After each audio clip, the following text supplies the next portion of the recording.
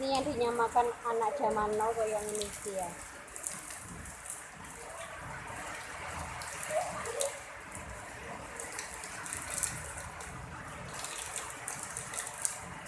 Biarkan dia menikmati masa kecilnya. Dia tumbuh dan belajar dari pengalamannya sendiri.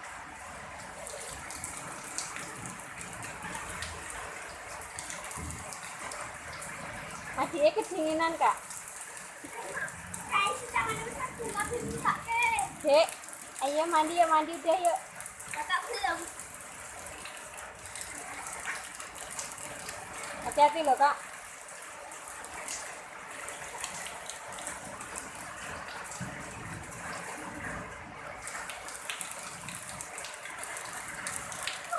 Hati-hati loh, hati-hati loh.